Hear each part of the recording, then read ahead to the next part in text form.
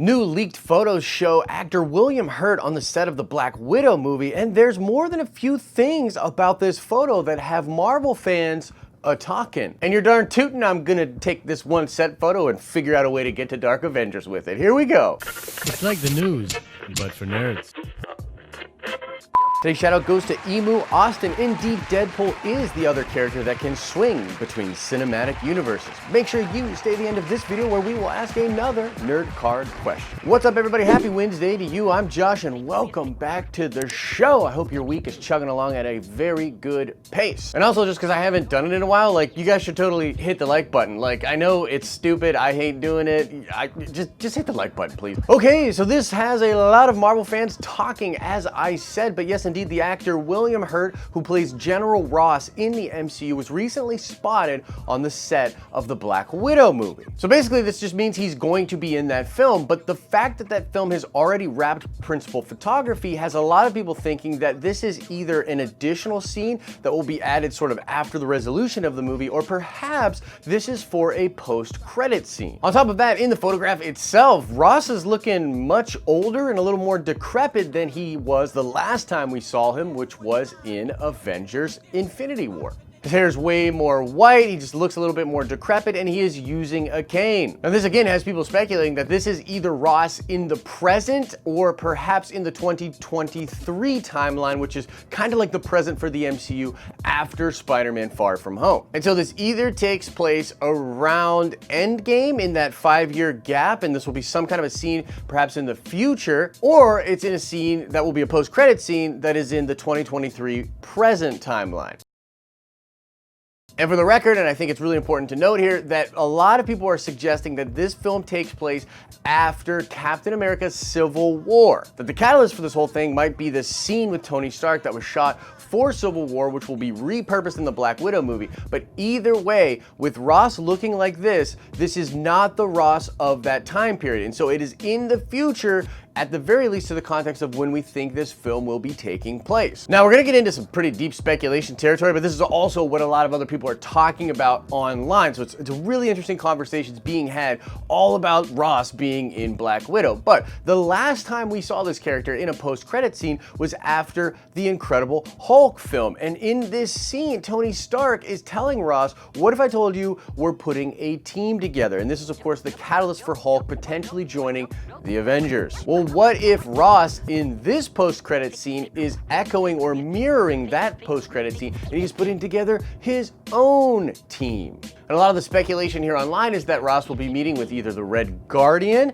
the Taskmaster, or the new Yelena Black Widow. And this makes sense for his character, particularly in a post-blip, post-Endgame MCU. General Ross will definitely want Earth's defenses to be much better than they were before the Thanos event. And this is also coming from the guy that created the Sokovia Accords, which is essentially the state-sponsored or sort of UN or nation-controlled sanctioned group of Avengers. And I've said this many, many times before, but in Spider-Man Far From Home, one of the lingering threads that I'm most interested in is this meeting that Nick Fury was going to take both Quentin Beck and Spider-Man to, like, the following day in Germany. My money is on this being some kind of a 2.0 on the Sokovia Accords, or a new state-sponsored group of Avengers, with the whole idea being to really up the big guns and really protect Earth in light of what happened in Avengers Endgame. And given all the rumors we've heard about the Dark Avengers possibly being a thing in the future of the MCU,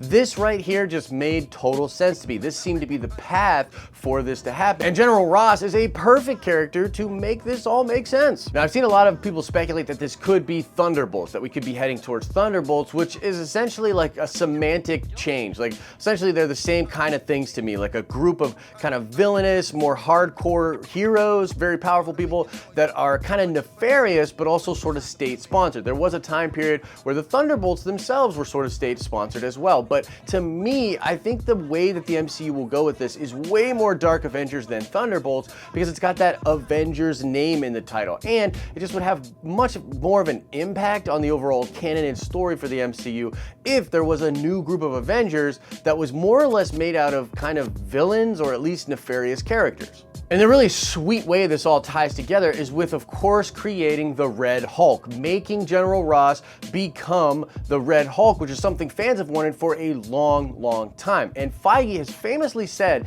that one of the things he really likes to do with future MCU movies is take characters that we thought we'd never see again and bring them back in a new and interesting way in the canon. And so either way, whether it's Thunderbolts, Dark Avengers, or even none of the above, I think it just makes sense that we go with the Red Hulk. I mean, this just would be perfect for this character. Consider what I just said. Ross is obviously the type of dude that's gonna wanna protect Earth, right? That's the mindset that he is in post-Endgame, and he's been a part of the Super Soldier Serum program, and it just was a natural extension of that to use some of that tech to create the Red Hulk, to turn himself into the Red Hulk. And given how much time has passed since the original Hulk experiments and, Banner becoming Hulk and all that, there could obviously be some new advancements in that science. Even Professor Hulk could have somehow helped. And a lot of people are thinking that Professor Hulk might show up in the She-Hulk show or be tied to the creation of She-Hulk in some way. And whatever happens there could also be something that General Ross takes to create the Red Hulk serum. And to add even more fuel to this Dark Avengers fire, when you really start to think about some of the villains that we're going to be focusing on in the next phase for Marvel, some of these names have literally been on the Thunderbolts and on the Dark Avengers before. I mean, we've got the character of Ghost, we've got potentially the character of Doctor Doom, we've got Taskmaster, we've got Zemo, we've got the Mandarin, possibly we've got Justin Hammer, we've possibly got a new Loki, and it's always the possibility that the Red Skull will show up. A lot of these characters have shown up on villainous teams before together, whether it be Thunderbolts, the Cabal, or the Dark Avengers, so it just makes total sense to me that you cherry pick some of these characters and start to have Ross recruiting towards Dark Avengers, which could be that crazy Avengers movie that will happen in 2023, or 2022 rather.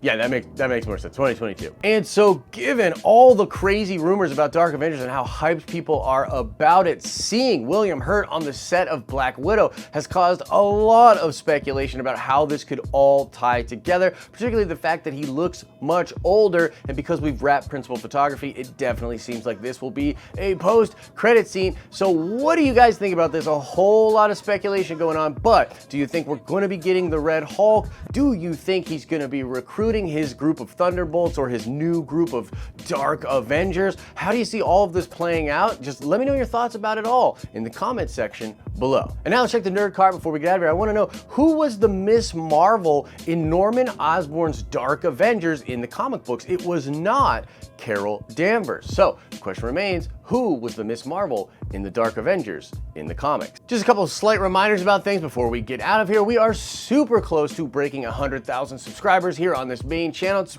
super big deal. Want to figure out something cool to do with you guys, so please let me know any ideas and things you have that would be cool. Let me know your thoughts about that in the comment section below. And I am going to be at New York Comic Con this coming weekend. A couple of people have already hit me up on Twitter and Instagram wanting to meet up and just chat.